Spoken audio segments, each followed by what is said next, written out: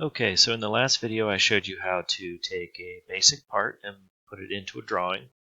But when we look at skills exercise 3.2, the connecting rod, you may notice that it's slightly different. Rather than just simply a top and front view, it has a top and section view.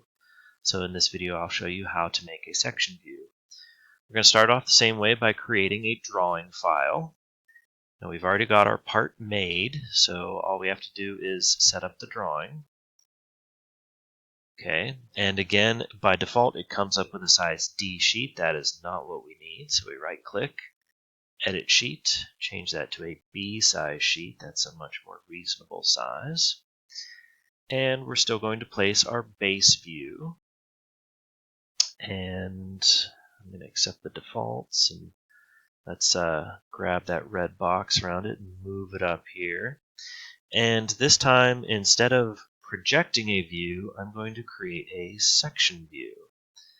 And so I want to touch, not click on, but touch one of these points, like the center of that arc or the center of that arc. And then if I move horizontally away from it, I see that dashed line, so I'm still locked into that horizontal relationship. And I can just click one point there, and then come over horizontally and click another point over here. And those 2 points represent the cutting plane line. And then I'll right-click, Continue, and then project that view down.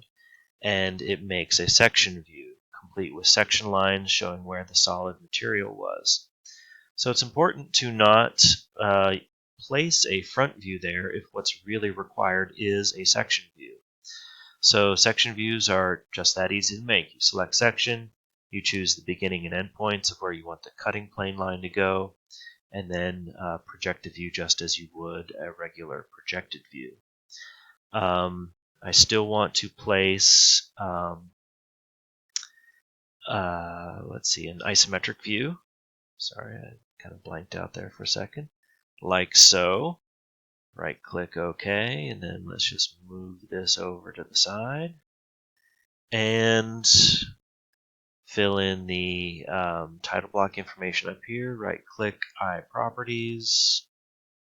The title is Connecting Rod. I know we had 2 connecting rods this semester, but this is the,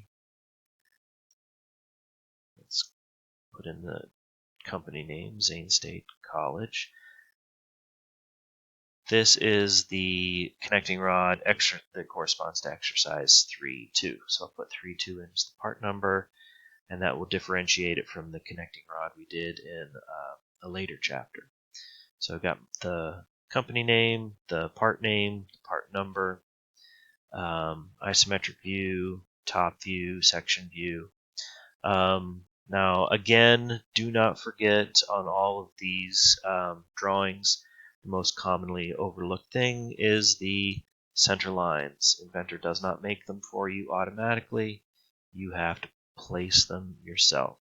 When I have multiple concentric arcs or circles that are all sharing the same center point, I like to choose the outermost of them to make those center marks as big as possible.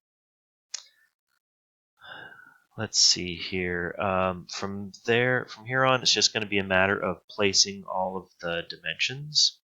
And I'm not going to go through and do all of those. I think you can place the majority of them. In this particular drawing, the precision level should be 2 decimal places, so that's fine. I don't need to adjust that. The one question I did get a few times in class is how to put the 10-degree angle. And what I suggest is just to simply cheat a little bit, I suppose, and that is to place the dimension between the tapered side and a vertical edge like this one right here, and then we can add the 10-degree angle that way. That's slightly different than the way it's shown in the assignment, but it still conveys the same information. Now, the settings on my computer, this dialog box pops up every time I place a dimension, giving me the opportunity to edit the dimension. And That's usually kind of annoying because usually I don't. I just accept the given value.